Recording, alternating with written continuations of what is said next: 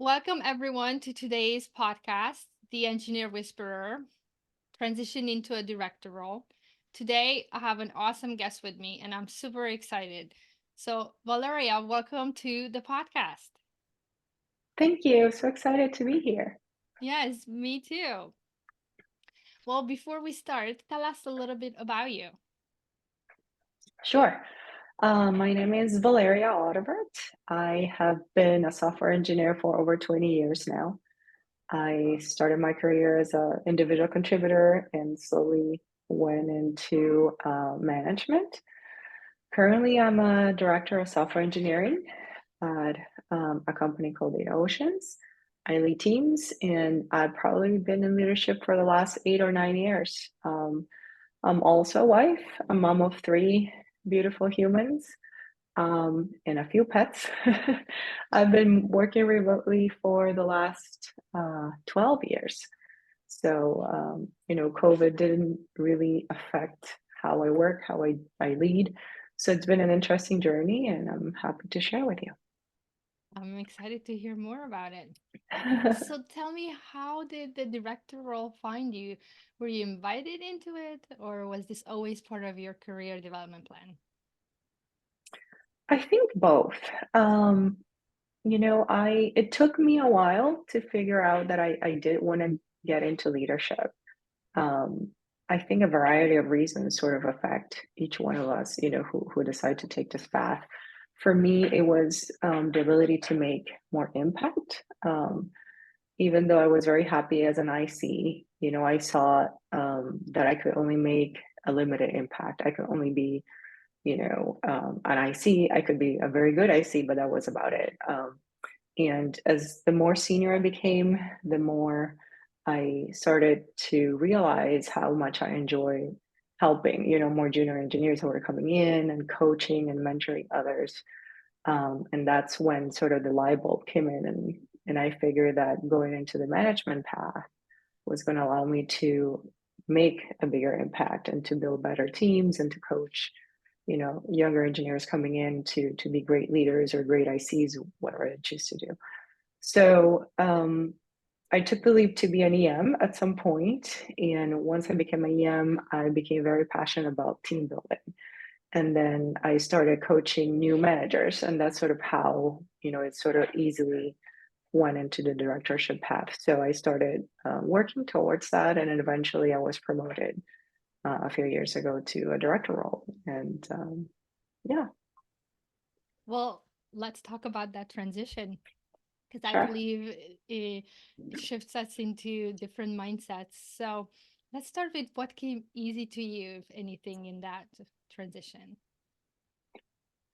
I think the easy part was just coaching and mentoring people because that comes very natural to me, even though I'm an introvert, as many of us are engineers. But I do really enjoy that one-on-one, and that mentoring and coaching aspect and supporting people. I really enjoy getting to know my team on a very personal level so I can better assist them with the tools and support they need that are unique to their personalities. I really don't believe that on the one size fits all for team leadership. So I try to be as personal as I can on trying to support them and helping them with their goals. So that came very easily to me, like the people aspect of things. Um, the planning also was easy. I tend to be very organized and plan things, so that was not hard at all. I think what was hard for me was the pivoting and the context switching that comes with this type of role, because you have to be technical up to some degree, but now your focus is more on the people on the team. I know it varies from one company and one role to another, um, but that context switching of sometimes you're hands-on, you're coding, and sometimes you're higher level, but that constant switching was hard for me to find the right balance of how technical versus how leadership focused I should be. So Mm. that took a little bit of practice and finding the happy medium, and it's still an ongoing work. Yes, yes, I hear that from engineering leaders. Well, Yeah. give us a little bit more. Like, when, how long did it take you to be comfortable with that switching? Just to give the audience I don't know, approximate, like, what's the time frame? Um, I think 3 to 6 months, you start to become more comfortable. I don't think you'll ever get 100% Yeah, comfortable, you know, yeah. because you're always learning. And as you progress in your careers, your team changes, the needs change, people going in and out. So it's a constant adjustment, and you have to tweak it. It's a machine, so you have to tweak it here and there. But I would say between the 3 to 6 months, you start sort of owning your space and your role, and knowing where your strengths and your comfort levels are. Um, so yeah, I would say that's what worked for me. Was there somebody who helped you along the way, those 3, 6 months, or were there some tools and processes that you adapted, you brought in to help you? How did you manage through that transition? I had a really good lead when I first started as a director. My VP was a great guy who was very available to me. Sometimes it was just to bounce ideas off and run things. He was more experienced than I was. I also took part of, I always like to take part of mentorship programs, both as a mentor and as a mentee. So that's very enriching to me, as well as taking part of women in leadership groups, and organizations where you get a chance to talk with others who are in the same position as you. So it's very enriching to hear what others are doing and what works for them. So I get Yeah. a chance to try it out, and see if it works for my team. Um, I always tend and like to put people over process. So, a process that worked great for a friend's team doesn't necessarily mean that it's going to work for mine. But, Yeah. I always like to hear those ideas and try them out. So that was a source of knowledge and inspiration for me, as well as my own team, because I was always tweaking and watching, what worked, and asking them for feedback and what they prefer and how they feel comfortable. So it's definitely an ongoing process. Wow. Well, that shows your openness and willingness to learn, even at that level. Like, Yeah, because we hear, all these stories, and that is why I wanted to start this podcast, to kind of break that myth that at that level people are no, you have isolated. to. So, No, thank you. you have to be super close. One of the things that I often see is that people sometimes come with preset ideas. It's like, I only do Scrum and I love Scrum because of this, or I love Kanban and this is how I do things. And they want to sort of top down implement processes, usually on teams. And that doesn't work. I mean, in my experience, what I've seen both as an IC and as a leader is that usually that doesn't work, because teams are so different. It's like being on its own space, that you have to get to know the team and how they interact and what works for them. um, Never be married to a process, a framework, a technology, because you have to figure out what's best for that group of individuals. So, Hmm. and that has worked very well for me. Sometimes we've implemented things that I had never worked with before, and that's cool. It's a lot easier for me to learn it and for it to work and people be happy than for me to push down something that I may know, but it just doesn't work for that specific team. So, Yeah, I think it's super empowering when your leader is literally on board and in the same boat yeah, as the team. Growth happens absolutely. exponentially that way. You said Hmm. something that I'm curious about, and I get this question from especially women engineers. Is what you said is tapping into the community, finding other women in engineering and in engineering leadership. So I'm curious, as you mentioned, did you already have that community before you became a director, or did it show up after you became a director? No, I've always looked to be and be a part of these groups, because when I was a young engineer and I was sort of starting on this field, I didn't have a lot of female role models that I could tap into, So I always search for that community. And as I became a leader, usually they have groups specifically for leadership and within those communities.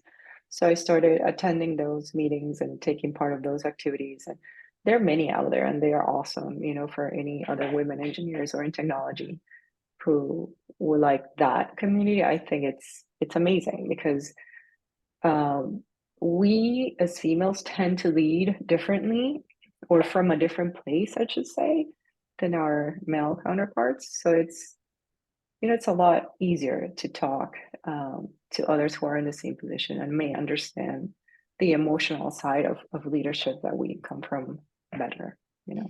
Yeah, I'm a big promoter, so thank you for Yeah, giving us another example of how it can bring value into absolutely. women engineers' career and life. So I wanted to highlight that for those who are listening and who are Thank not you. part of Yeah, a group anymore to go find or find one around you or reach out to someone who can help you find one. Great. Well, thank you. Well, what was something in your transition that was surprising to you? the amount of meetings that you have to attend. Um, yeah, it was surprising because they take up a bunch of your time. And I guess I didn't expect that to be so when I first started. The higher you climb on the career ladder, the more meetings that show up in your calendar. So you definitely have to learn how to organize time and to prioritize things, be a super good prioritizer of Well, tasks. well, how did you do it? I had a hard time delegating, when I started. And that was something that I had to learn how to do because I was over half of my time was taken up by meetings that are necessary most of the time. So I started leaning on my team, to do individual tasks or coding and just trusting to let go, and it's empowering because then you get some more free time to do other things. And it's empowering to that person because they're also getting ownership of things that, they didn't have before and they're learning new skills. For example, I like to do team huddles every, month or so, and I would put different people leading the team each time. So they get to prepare something, and so usually I would have done that before, but now, when I started delegating, I'm like, oh, this is nice, and people get to tap in a little bit into leadership so that they can get a taste of it and know if it's something that they would like to do as well. So Do you bring you know, personal moments into these team hustles, like 5, 10 minutes, where people yeah, can?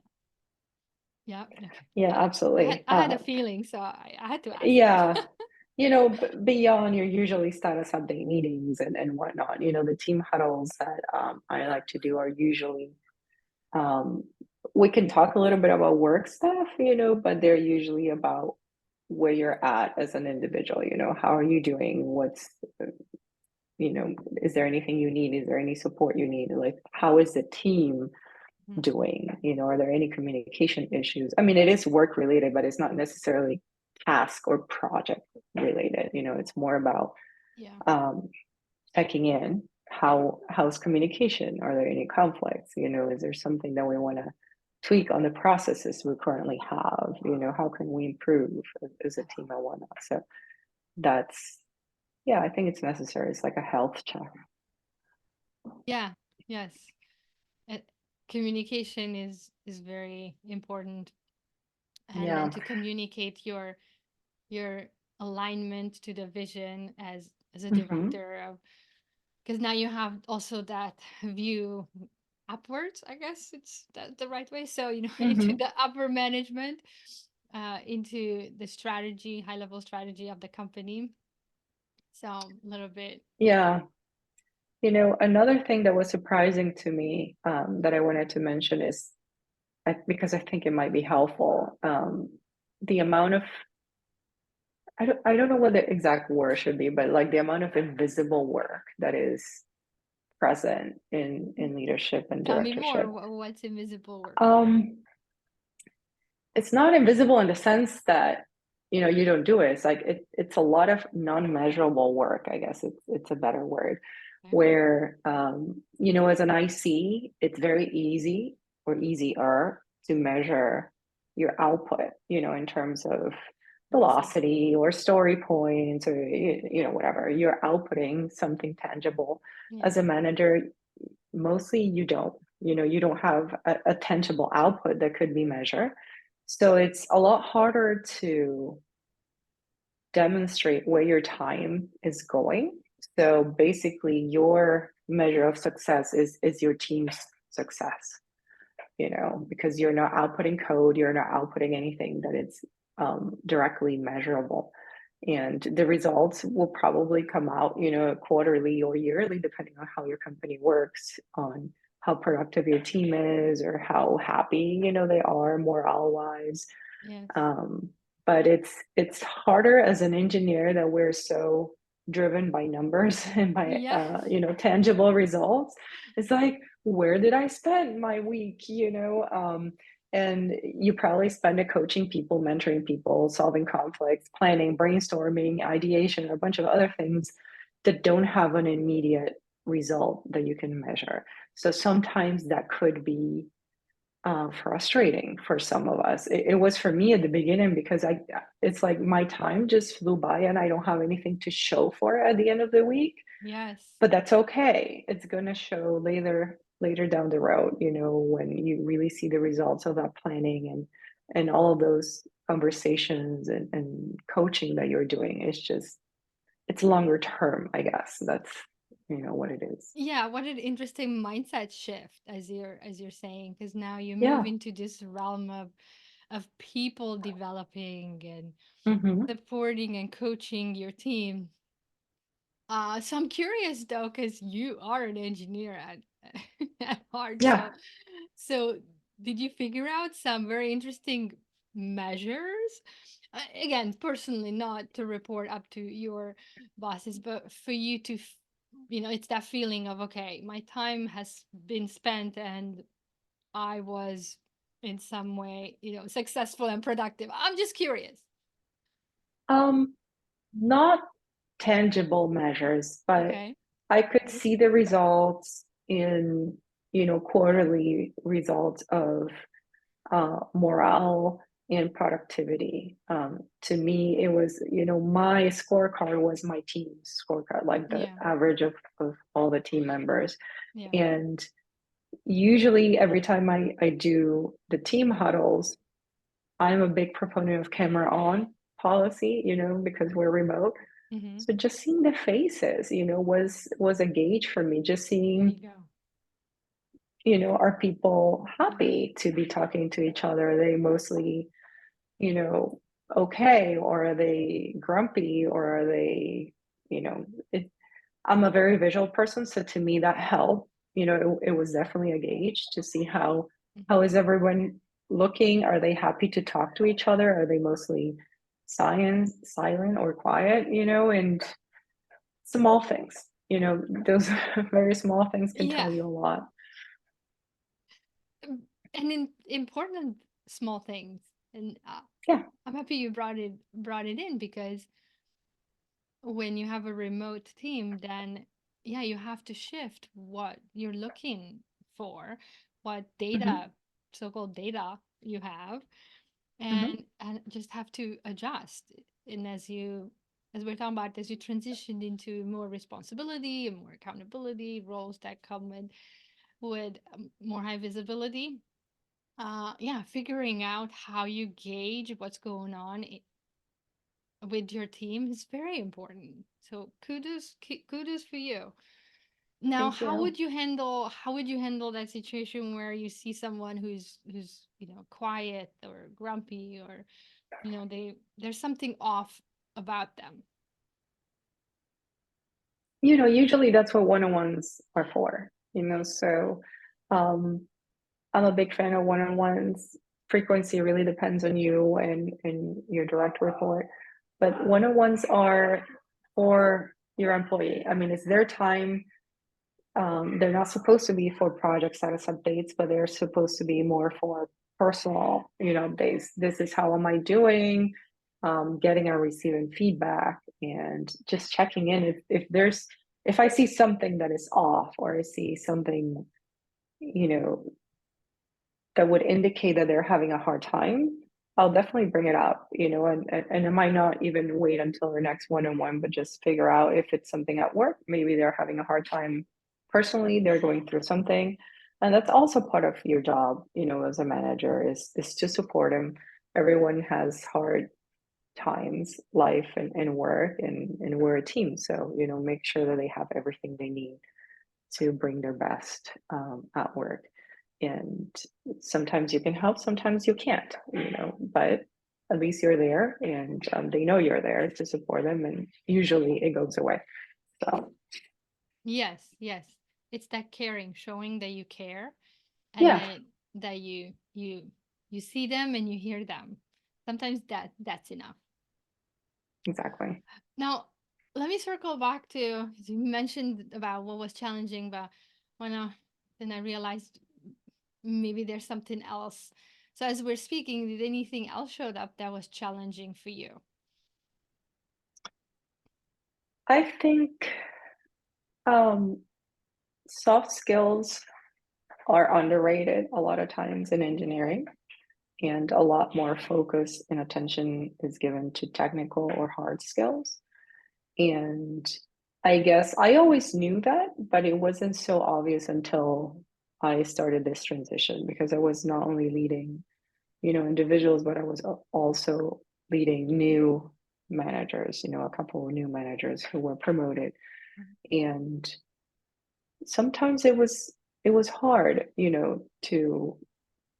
to teach people, or I guess not teach them, but coach them in developing communication skills, or some skills that you take for granted a lot of times, because there's such a big focus on technical in our field, and not developing those soft skills are so important at every level.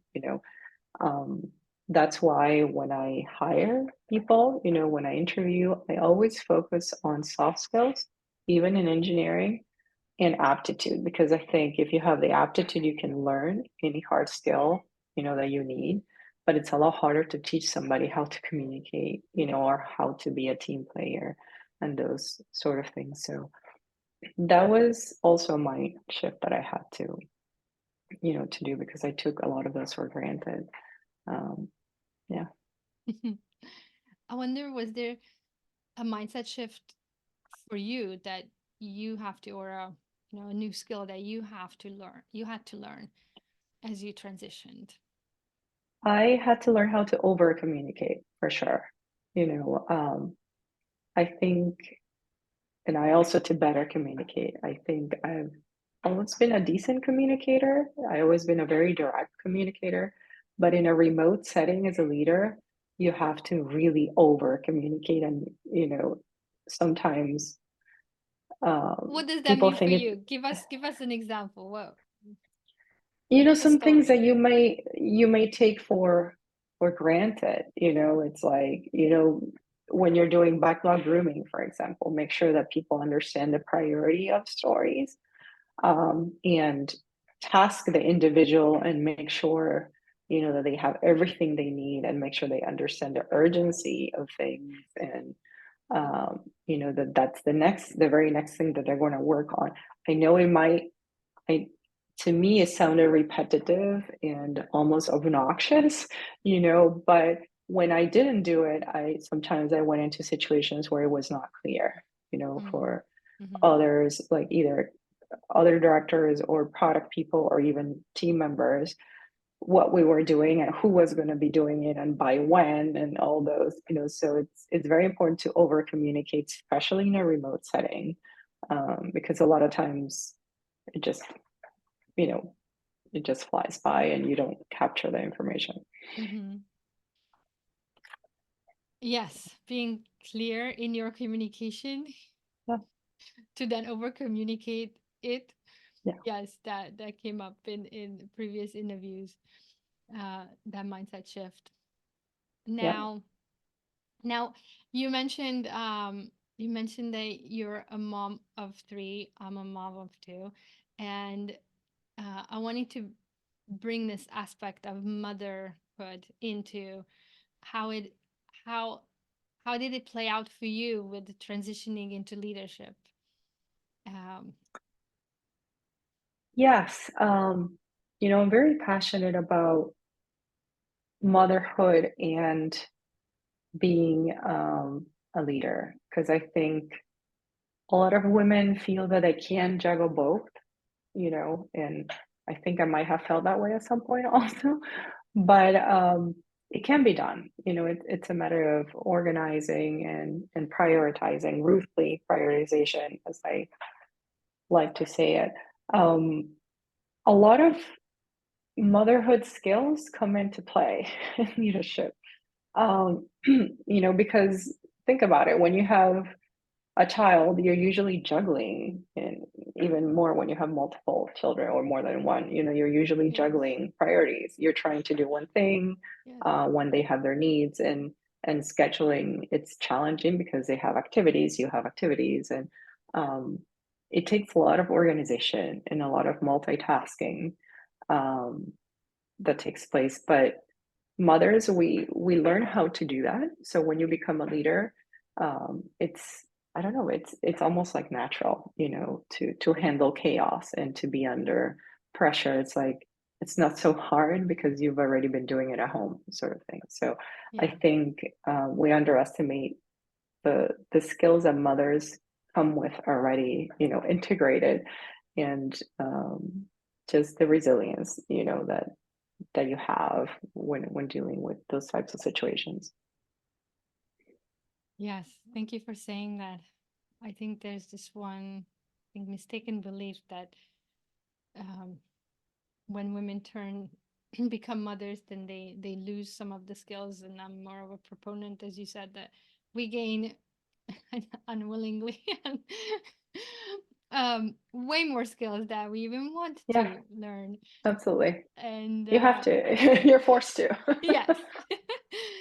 And then we do translate them and bring them into work because we already learned them. So yes, maybe we can shift how people are viewing mothers and leaders over here a little bit. 1% matters. Yeah, it's hard. I won't say it's easy, but it's extremely um, fulfilling, because it's something I'm passionate about, both about my children, my family, and my career. So I think that leaving one for the other, it would probably not make me happy. And if you're not happy as a mom, it's going to translate in how you do it as a mom, and vice Yeah. versa as well. So finding that happy spot. I know that when you have younger kids, it's harder sometimes, than when you have school age children, but it takes a village. You have to tap into family, friends, whatever tools and resources you have available to you to make sure that you stay, in a place that makes you happy. And yes, it could delay a little bit your career path, as it happened to me. I was willingly staying probably in a place where I was comfortable so I could raise my family. And then when my kids were a little bit older, then I focus on my career growth, and that's okay. That's totally okay. The path, it's not going to look the same for every mother and woman who is looking for a career Yeah. um, transition, but whatever makes you happy, as long as you don't do things that you might regret later on. For example, you might leave your career for a couple of years to raise your family. You might take a break. That's fine, but just never sort of lose yourself in that whole process. So I love it how you emphasize to be happy, to stay happy, to know when you're happy. That is such a, well, I want to say, underrated concept. yes. In, well, yeah, in the industry. So thank you for saying that because once you know what makes you happy, then it's about always coming back to that path, checking in. Am I happy now? No. Okay, then what do I have to do to get back to that feeling and that path?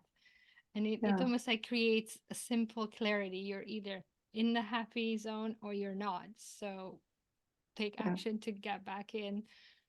Yes. Yeah, And it doesn't mean it's not gonna be hard. It doesn't mean that correct. you're not gonna get exhausted, Yeah, yeah, no, but I'm at with least you. I'm with you. it's like where you're going. But you're exhausted happy.